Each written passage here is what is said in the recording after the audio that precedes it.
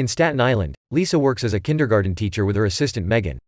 She is very passionate about her job, always making sure her students have fun but also learn things at the same time. All the kids love her dearly, yet Lisa can't help feeling dissatisfied with life. Once a week, she attends a poetry class led by teacher Simon, but her writing is always dismissed as boring or derivative. Her husband Grant never stops being supportive, always eager to read her poems and encouraging her to write more. Even after all these years of marriage, Lisa still loves him like the first day, but she can't help feeling frustrated with the lack of passion in their lives. The couple has 2 teenage kids, Josh and Lainey, who Lisa tries to communicate with to no avail. They ignore their parents most of the time, and when they do answer, they stick to monosyllables. They also prefer to order food and eat with friends in the garden instead of sitting at the table as a family. One afternoon, after Lisa's class is over, her student Jimmy is pacing the room while waiting to be picked up. It is then that Lisa hears him say something amazing. Jimmy recites a whole poem of his own invention, including complex concepts like beauty and God. Amazed and shocked by such a talent coming at such a young age, Lisa wastes no time in writing the poem down, and when babysitter Becca comes to pick Jimmy up, Lisa asks her a favor. She should write down any poems Jimmy says at home, too. Later in the evening, Lisa enthusiastically shares the poem with Grant, who agrees is very beautiful, but he's also a bit disturbed by a kid speaking in such an adult way. The next day, Lisa reads the poem in class pretending it's hers, and for the first time, she receives compliments from her classmates and even from Simon himself. From then on, Lisa begins keeping an extra eye on Jimmy, eager to know what else such a bright mind can come up with. One day, she overhears him saying a curse word in the playground, so as punishment, she takes him inside for a timeout. Once in the classroom, Lisa tries to get Jimmy to talk about his poem, wondering if the Anna that it mentions is his mother. However, Jimmy isn't interested in discussing poetry and says his mother is dead. Noticing Jimmy is more interested in the objects around the room, Lisa allows him to wander around while she recites an old poem and encourages him to find new sensations in everyday things, but Jimmy stays silent. After class is over, Lisa leaves Jimmy with Megan for a few moments so she can have a chat with Becca. When Lisa explains that Jimmy went from energetic in the playground to quiet in the classroom, Becca agrees, pointing out Jimmy does the same at home all the time because he's a weirdo. Lisa doesn't like the use of that word but decides to ignore it for now in order to ask about the poems instead. It turns out that Becca is the only one at home that knows Jimmy sometimes recites poetry of his own because his family doesn't pay attention to him. His father is always busy at work and his mother is away in Miami, which is why Jimmy considers her dead. The relative that actually spends the most time with Jimmy is his uncle, who often comes by and reads to his nephew. Glad to hear someone is supportive of the kid and clearly not approving of Becca, Lisa ends their little meeting, but before leaving, Becca gives her another poem Jimmy wrote at home yesterday. Later, Lisa reads Jimmy's latest poem in class, earning her more praise. Some students are a bit frustrated though, because her poem doesn't fit the assignment they had been given. Yet Simon loves it so much that in order to defend her, he suddenly comes up with the excuse that his assignments aren't supposed to be literal, merely prompts in case they need them. When Lisa returns home, she's in such a good mood that she tries to connect with Lainey and comments on how involved she used to be with her photography, especially since she was very talented with Grant's camera. Sadly, Lainey has no interest in old-style cameras and is happy to take a few pictures with her phone for her Instagram, which disappoints Lisa greatly because she doesn't see the artistic merit in it. Afterward, Lisa tries to call Jimmy's dad to discuss his son's talent, but she's met with the answering machine. This isn't the first time it happens. Lisa has been trying to contact him for days now, yet the man never calls back. Sometime later, while the whole class is having their nap, Lisa wakes Jimmy up on purpose and takes him to the teacher's bathroom. There, Lisa manages to get Jimmy excited about the idea of getting the point of view of an adult. He feels like a giant and enjoys snooping around, but soon he gets bored and requests to go back to his nap. Lisa lets him go after making him promise he'll think more about seeing the world with different eyes.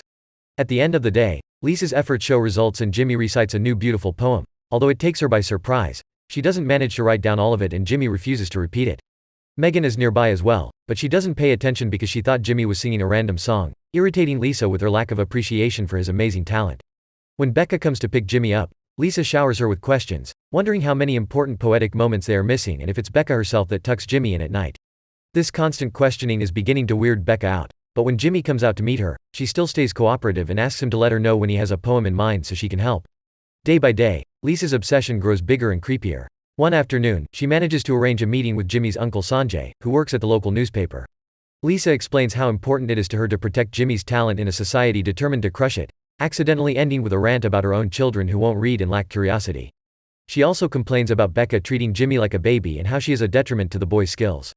Sanjay promises to keep visiting Jimmy and reading together, but he thinks this is a conversation Lisa should be having with the father, so he'll see what he can do to convince his brother to call her back. Sometime later, since Jimmy's father still won't call her, Lisa crosses the line in truly creepy behavior and takes Jimmy's phone from his bag. Once again, she wakes the boy up in the middle of nap time to take him outside and show him how she saves her number on his phone. That way whenever he thinks of a poem at home, he can call her and recite it to her. She also tells him not to let Becca call him names like little bunny, because it's belittling. At home, things aren't getting any better either. Lisa and Grant are frustrated because Josh has decided to throw all his studies and university acceptance letters into the trash and instead join the Marine. An argument ensues where Josh accuses Lisa of only caring about the achievements in her head, leaving her in tears. Once Josh is gone, Grant tries to comfort his wife and distract her by getting frisky with her right there in the living room. Lisa is into it, but only at first, because she drops it all the second she hears her phone ring. It's Jimmy with another poem.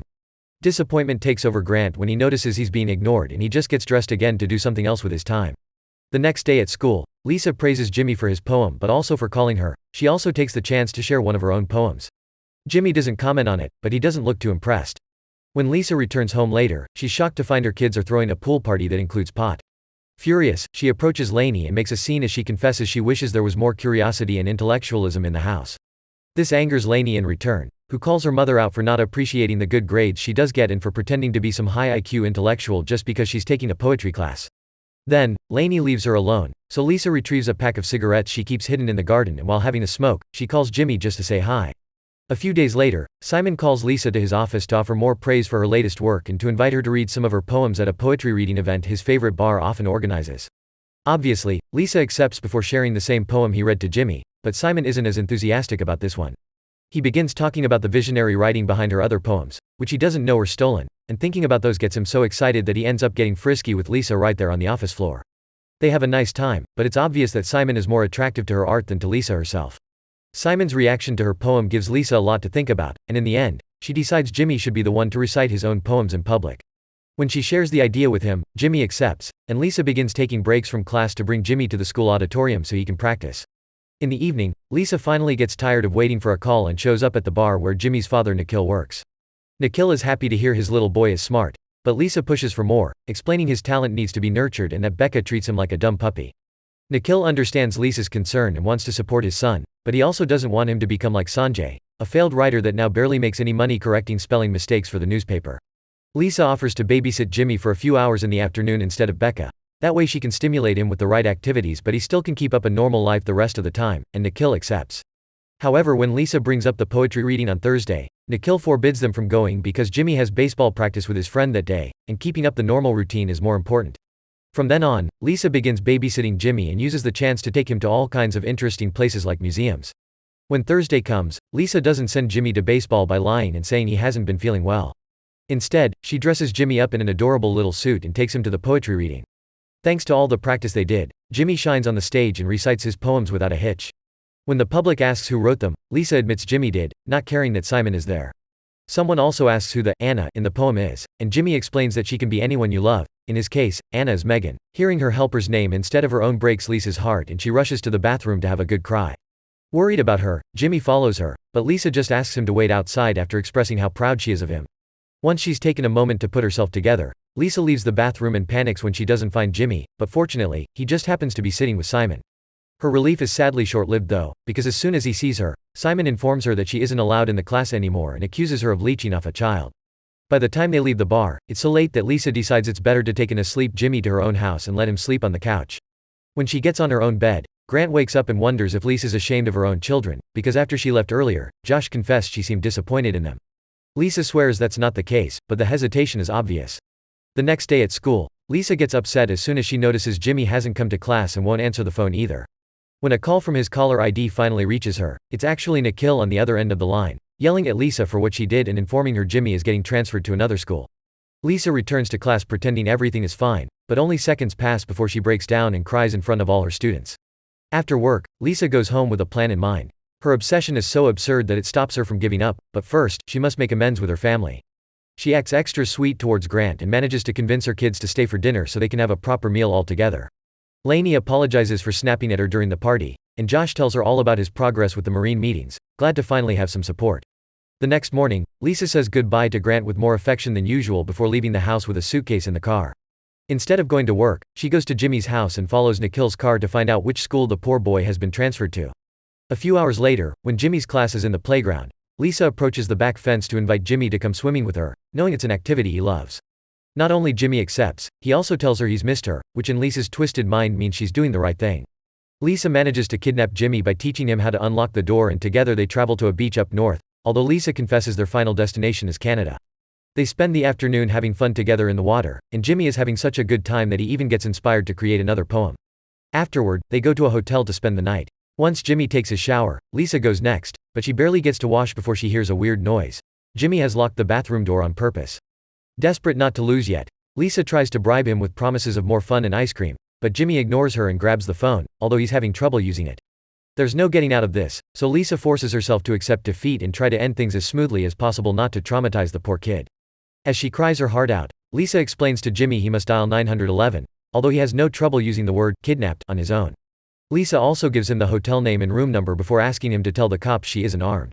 Once the call is over, Lisa manages to convince Jimmy to let her out so she can put on some clothes before the police arrive. While she brushes her hair, Jimmy comes closer and holds her hand because even if she kidnapped him, he doesn't like seeing her sad. It only takes the cops a few minutes to arrive, and when they do, they pick up Jimmy to place him in the safety of their car. Overwhelmed, Jimmy announces he has a new poem, but nobody listens. Make sure to subscribe and turn on notification, so you can watch more videos like that.